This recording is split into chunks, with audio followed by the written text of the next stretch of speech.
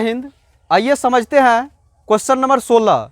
देखिए मीनार के आधार से, देखिए क्वेश्चन जैसे जैसे बोल रहा है पढ़ते जाइए, वैसे वैसे काम करते जाइए। आपको सबसे पहले फिगर बनाना है, फिगर बन जाएगा तो ये सब सवाल बनाने में आपको कहीं कोई परेशानी नहीं होगी। तो ध्यान दीजिए, बोल रहा है मीनार के आधार से, तो सबसे पहले मीनार बोला तो एक आप क्या कीजिए, मीनार बनाइए। ये एक मीनार है। अब देखिए इस मीनार के आधार से, मीनार के आधार से 4 मीटर और 9 मीटर के दूरी पर, तो 4 मीटर मान के चलिए, 4 मीटर की दूरी पर यहाँ पर एक बिंदु है और आधार से 9 मीटर के दूरी पर यहाँ पर एक बिंदु है। तो अब देखिए 4 मीटर और 9 मीटर के दूरी पर दो बिंदु है। ये 4 मीटर के दूरी पर है और ये जो है आपको 9 मीटर के दूरी पर है।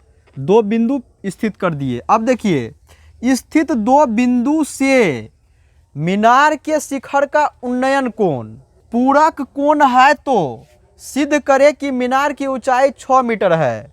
देखिए यहाँ से जब हम इसको देखते हैं मीनार के शिखर को, तो मान के चलिए ये एंगल थीटा है और यहाँ से भी मीनार के शिखर को देखा जा रहा है, इस बिंदु से भी। और ये दोनों जो एंगल है, यहाँ से देखने पर जितना एंगल बनता है, ये एंगल जो है इस एंगल का पूरक है।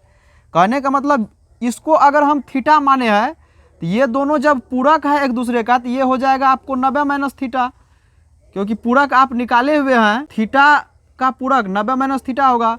मतलब किसी भी एंगल का पूरक अगर निकालना होगा तो आप क्या करते हैं, 90 में से उस एंगल को माइनस कर देते हैं, तो आपको उसका पूरक मालूम हो जाता है। तो सिद्ध करें कि मीनार की ऊंचाई 6 मीटर है।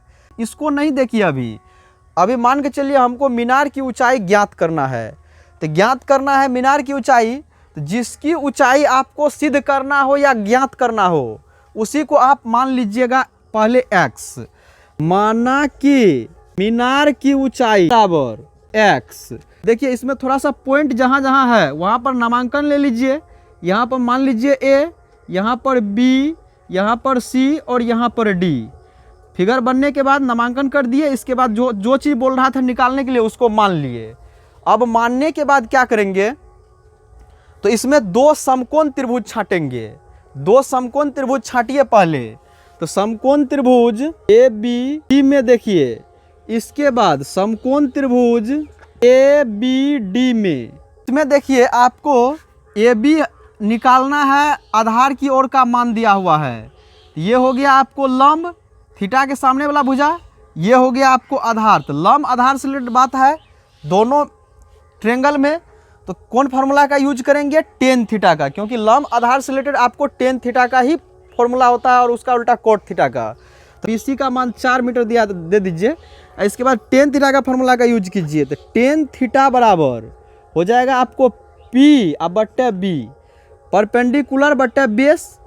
तो अब देखिए थीटा का मान तो आप थीटे लिए हैं, एंगल को थीटा ही लिए हैं, थीटा ही रखिए, बराबर उस साइड हो जाएगा पी का मतलब है थीटा के सामने वाला भुजा। थीटा के सामने वाला भुजा देखिए ट्रायंगल में ए बी है, यहाँ पर रखिए ए बी अब बट्टे बी का मान आधार का मान आपको बी सी, तो बी सी रख दीजिए।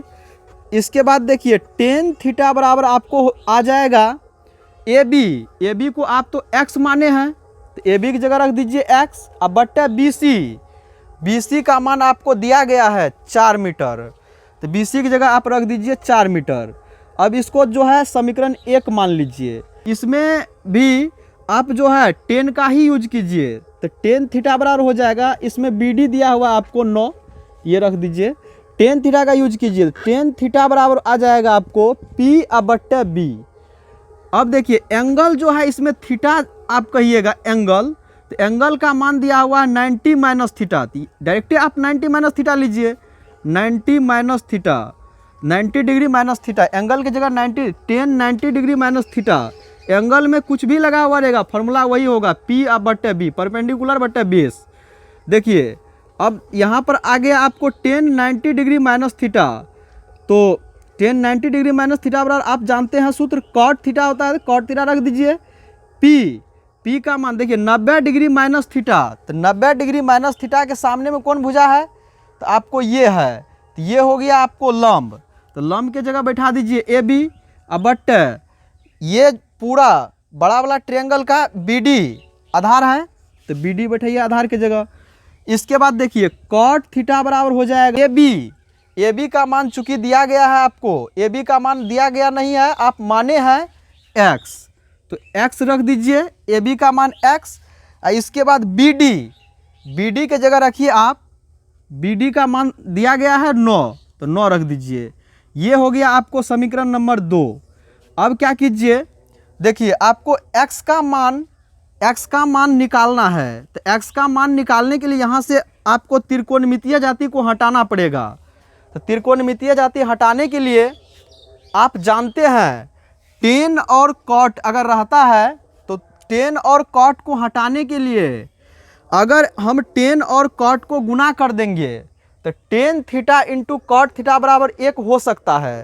तो इसीलिए गुना हम करने के लिए टेन और कॉट को गुना में लाना है। तो टेन और कॉट को गुना में लाने के लिए समीकरण 1 और 2 को आप गुना कर दीजिए। समीकरण 1 गुना समीकरण 2 जब कीजिएगा तो आपको आ जाएगा tan theta into cot theta बराबर हो जाएगा उस साइड x/4 इंटू x/9।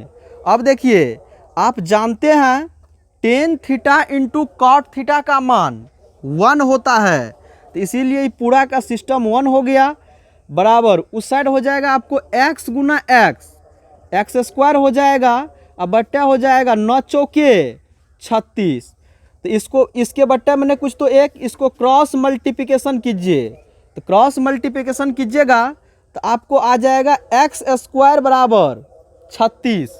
आपको x का मान निकालना है, इधर स्क्वायर है उस साइड भेज दीजिए, रूट चले जाएगा, या नहीं तो रूट भेज दीजिए, x बराबर हो जाएगा आपको रूट अंडर 36।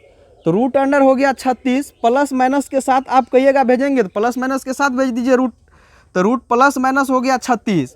अब देखिए तो आपको आ जाएगा, इसीलिए x बराबर प्लस माइनस 6 मीटर। तो यहाँ देखिए माइनस में जो है अमान्य होगा, माइनस मान्य नहीं होगा, तो इसीलिए x का करेक्ट वैल्यू लेकर के चलेंगे 6 मीटर का वैल्यू -6 भी होगा, लेकिन ये जो है हम लेकर के नहीं चलेंगे, x का वैल्यू -6, ये अमान्य घोषित कर देंगे। इसको अमान्य इसलिए होगा क्योंकि मीनार जब होता है वह ज़मीन पर ही होता है, ज़मीन पर ही पूरा खड़ा होता है, तो इसीलिए जब भी उसका हाइट लेंगे तो वह पॉजिटिव ही लेंगे, निगेटिव कभी नहीं लेंगे, तो इसीलिए इसको अमान्य घोषित कर देंगे।